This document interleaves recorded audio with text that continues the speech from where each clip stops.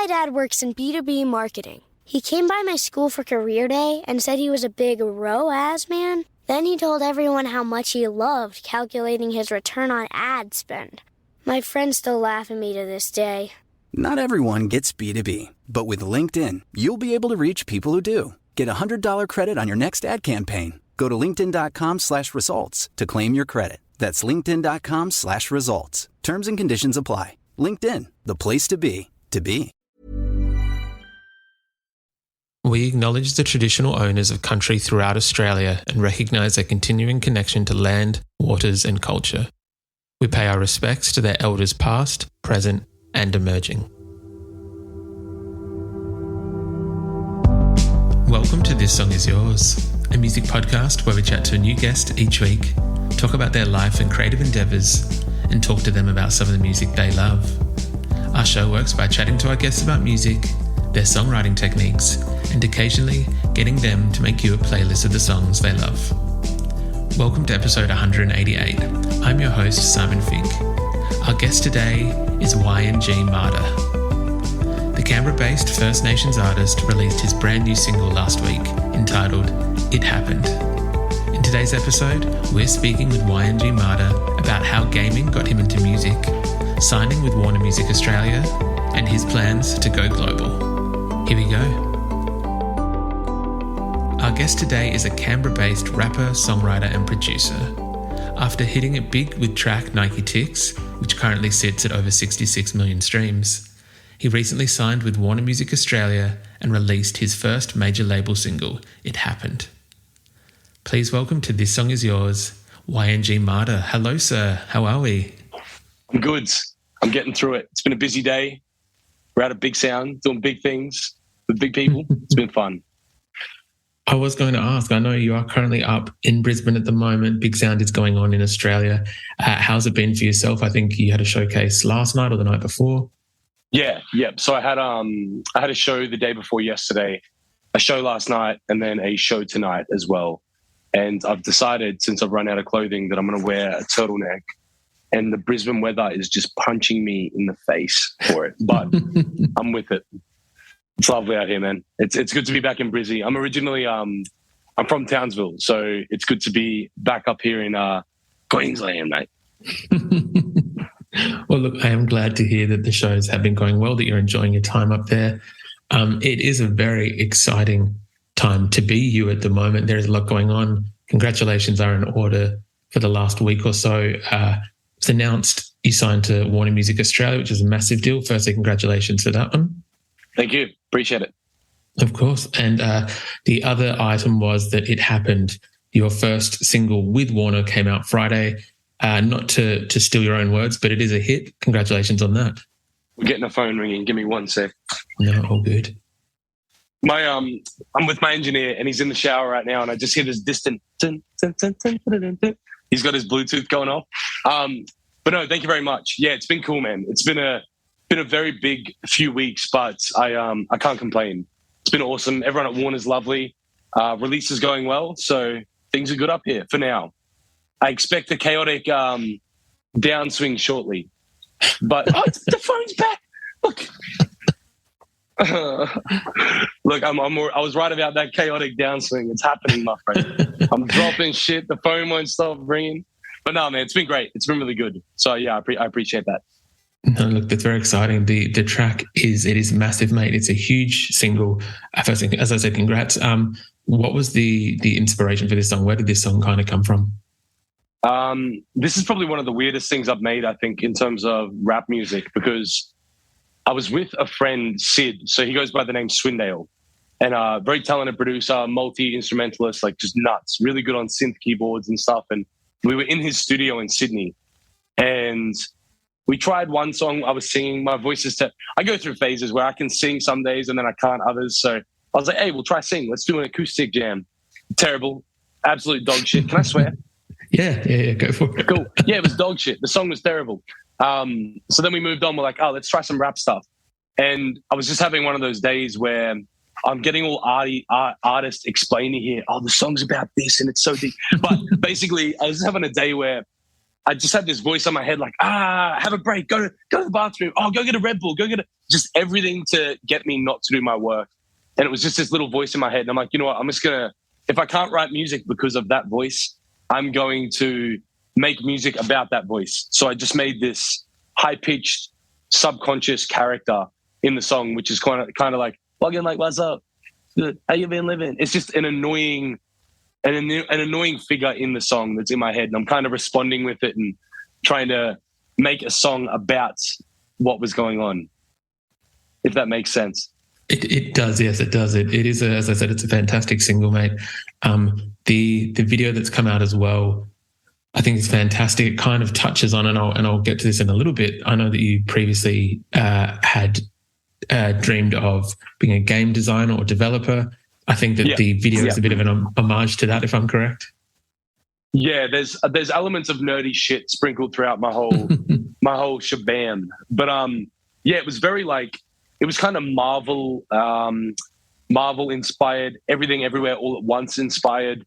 It was just a weird, I just wanted a video that made people go like, what the fuck am I viewing? And it was really good. So that was all pulled together by Josh Davis, who directed it.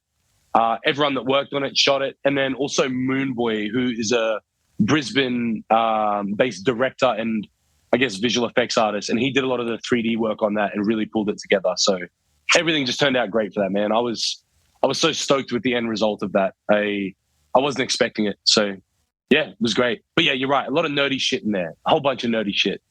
I love the nerdy shit. One reference that I might not have picked up on until you said it was the Everything Everywhere All at Once. Fantastic film. Does that mean we can expect the hot dog fingers in your next video? Hot dog fingers and the rock scene. We were thinking about doing the rock scene where they turn into the two rocks and they're just sitting there. That was like one of our, when we were in the drawing board stage, we were like, we should do that rock scene. That shit was hard. But we decided against it. A bit too boring for camera, I think, to have me as a rock. I'm already built like a rock of sorts. So, we have to do our best out here, my friend.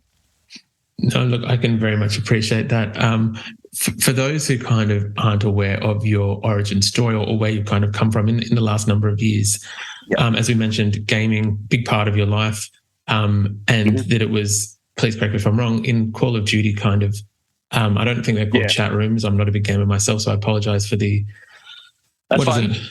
being a noob. Did it kind of stem from being called out or doing rap battles in those kind of spaces? Yeah. Like you just go on, like it was such a thing. I don't know. I was born in 1999, so as a kid, it was such a thing to sit in those Call of Duty lobbies. You would hear the most vile talk you ever imagine, but you'd also meet so many people, and you're like, wow, like these are like friends that you just meet really cool people, and people are doing like graphic design, video editing. Like I dare say, if you look at 50% of people in the music video industry now, and you bring up Call of Duty edits with them, I guarantee a lot of those dudes started on Call of Duty editing trick shot clips. So it's like I've met so many people that they all started in this weird little video game and they use that to branch out into creative industries. It's super weird, but yeah, essentially everything started when there was a dude in a lobby. We were playing a game and you can kind of hear people in your headphone just all talking shit. This kid's like, someone rap battle, going off. And I used his gamer tag, did a little freestyle, put words together quickly in my head, and I'm like, fuck, that was pretty good. The lobby lit up. Everyone was going, yeah. So it kind of went from there. And then from that, kept going into other games. And like, I used to go on Omegle and shit and freestyle battle people. And it quickly became a way for me. I realized like I didn't really have much going for me at that point. Chunky, nerd, gamer kid that didn't really do much. I'm still the same, but now I rap. But that's what it gave me. It gave me a way to like connect to people, and people would be like, damn, this is something, So yeah, everything came from that. Everything came from that one day where some kid challenged me to a rap battle on Call of Duty. It's kind of an incredible beginning for any artist, I feel, just because was there any inkling of music, I guess, before, other than like listening to it as a kid? Was there any inkling of music before that? No. I never took music at school. I never learned to play any instrument. I cracked. Hey, I'm Ryan Reynolds. At Mint Mobile, we like to do the opposite of what Big Wireless does. They charge you a lot, we charge you a little. So naturally, when they announced they'd be raising their prices due to inflation, we decided to deflate our prices due to not hating you. That's right. We're cutting the price of Mint Unlimited from $30 a month to just $15 a month. Give it a try at mintmobile.com/switch. $45 upfront payment equivalent to $15 per month. New customers on first 3-month plan only. Taxes and fees extra. Speed slower above 40 gigabytes. See details. My dad works in B2B marketing. He came by my school for career day and said he was a big ROAS man. Then he told everyone how much he loved calculating his return on ad spend. My friends still laugh at me to this day. Not everyone gets B2B, but with LinkedIn, you'll be able to reach people who do. Get a $100 credit on your next ad campaign. Go to linkedin.com/results to claim your credit. That's linkedin.com/results. Terms and conditions apply. LinkedIn, the place to be, to be. This was either just before or just after the rap stuff, but I learned how to crack software, and I pirated a version of FL Studio and watched how to make dubstep tutorials. This was after Skrillex came out. So that was the first little dabble in music. And I think I showed my mum my song, and it just would have been a terrible sine wave. I probably brung her in like, look what I've done. And she probably had to just sit there and, wow, that's very good. You're very talented. You're a good young man, aren't you? It was shit. I was terrible. But that was it for music. It was dubstep tutorials, pirated software, Call of Duty lobbies, and it just kind of it moved from there, I guess. That's very cool. That's very, very cool. Do you have a preference? I imagine that your producing has moved past that stage now that you're a lot better at kind of making beats and everything. Some days, man, I revert. I'm not a very talented producer, so I still have that dog shit innate ability within me somewhere. I'm sure I could pull out a terrible sine wave to show my mum. Well, look, it's always about growing, expanding, learning. So, look, I have faith that there is going to be a growth in that field in your production future soon. For sure. Yeah. I've produced a few of my records, like TTYL and Ease Off. I produced those with my roommate, Thomas. We just get drunk, get fucked up in my bedroom and make them. So, yeah, it's like I definitely dabble in production, but I love the connection and kind of the bounce back of working with someone. It's so much better than just sitting there and, just trying to do things by yourself. I love having that someone else there to kind of bounce things off. Oh, move this up, make this lower, change this 808. It's a lot easier, and they can be, try doing this with your voice. I love that one-on-one creative process with someone else. So, yeah. 100%. It is, I guess, very exciting with the kind of, fame, with the popularity that you've seen quite quickly in the last few years, and especially now with Warner. I'm curious, I know that being, as you mentioned, born in 1999, child of the Gen Z, I believe, how have you found, I guess... Am I Gen Z? Gen Z? I think I'm just out of being Gen Z. What's the next one? Is it millennial? Am I an idiot? Is it millennial? I think I may just be a millennial. Just. Oh, okay. But continue. Same shit. Sorry. Apologies. No, that's all good. I think you and I might be right on the ends of the millennial spectrum. So having a look with that, I know that one of your tracks kind of did blow up on social media and kind of brought this fame that now a good portion, I think 80% of your audience is in the US, kind of knowing that you've got this popularity overseas in a country that you've kind of not been pushing for, but have found that you've got a good percentage of listeners there. What's that feeling now that you've got a label behind you and able to kind of expand on that, I guess, the global takeover of YNG Martyr? Yeah. Well, from the get, I always wanted to be an international superstar rather than just an Australian artist. Like I love Australia. I value it for what it is, but a part of me just wants to not be boxed into, he's an Australian rapper or he's this or that.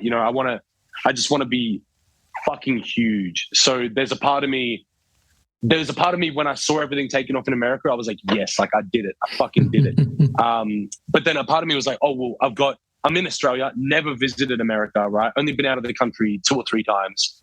So there was a part of me that was like, I need to establish more grounds here. I need to actually meet the people that support my music, because there is a lot of people in Australia as well. So bringing in Warner is a way for me to make things happen here and establish what I've done online in the real world. So I feel it's about merging together those two worlds, and obviously staying independent globally, but signing with Warner within Australia and New Zealand was a really beneficial thing for me. And I'm very glad that Warner were able to meet me on that. And, it's been such an interesting process of making it all happen. I'm very blessed, very keen to see what we can do. And I'm keen to start lighting Australia up and getting them across my music. 100%. I know there's a lot of people excited to kind of see what you are going to do next. That does bring me to the question, and I won't push too much. Obviously, we've probably got some secrets going on in the background, but can we expect to see some more new music from you later this year? Hell yeah. Yeah, fuck it. Album single. So I'm so keen. No, the album's coming next year. I won't say a date, but early next year, mid to early next year. If someone knows my birthday, it's going to be around my birthday, very close. So you can put that in my hands here. Can we edit like that? Is that how we're built? Yeah, we can do that. Put a big Taurus logo and shit for everyone that's into astrology. But yeah, it's going to be sick. I'm so keen. The album is something I've been working on 3 years now, 3 or 4 years. It's just been a massive project. Produced with my friend Logan M out of Melbourne, insanely talented guy. And now we're in the late stages of it, getting everything finished, finalized, mixed with my friend Wyndham Tasker, or Tasker. And it's sounding amazing. I'm so happy with it. It's the best music I've made in my life. It's very different to what I'm making now. And it's something that I've just needed to get out into the world for so long, but I haven't had the chance to. So I'm stoked. This year, single. Next year, single, album. Let's run it. That's very exciting to hear. Thank you for there's going to be a few people listening who might be able to, we'll work out a rough date, those who do know your birthday. So we'll try and find some people who are able to decode that. Lastly, let's do it. We would usually ask our guests what they're currently listening to. Is there anything that's on high rotation for yourself at the moment? Ooh. I've been listening to a single by Norma Tanega called You're Dead. That's from, Taika Waititi, the director. Yes, yeah. Yeah, What We Do in the Shadows. It's the opening song for that show, and it's just been on repeat. It's this weird tempo song, super old song, but I've been loving it lately. Been listening to that a lot. Listening to Talk by Yeet. God help me, everyone's listening to Yeet now, but that song is so good. And the Earl Sweatshirt album, the one he dropped about 3-4 months ago, I haven't been able to get past that. That's awesome.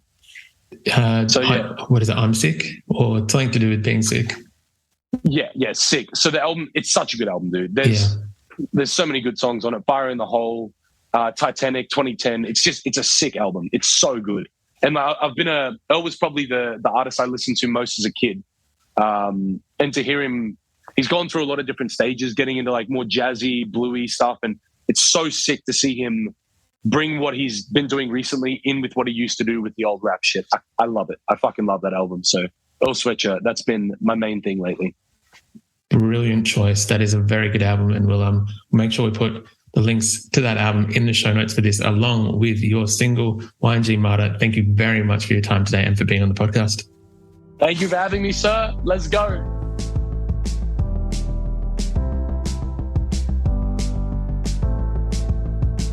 And that's our show. A massive thank you to YNG Martyr for his time. It Happened is out now, and we've left links in the show notes if you'd like to stream the single.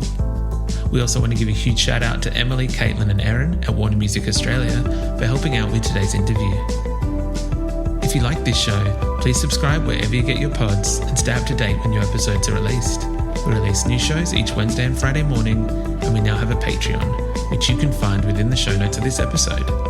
You can follow the player's profile on Spotify, and you can follow us on Instagram, Facebook and TikTok. Until next week, cheers.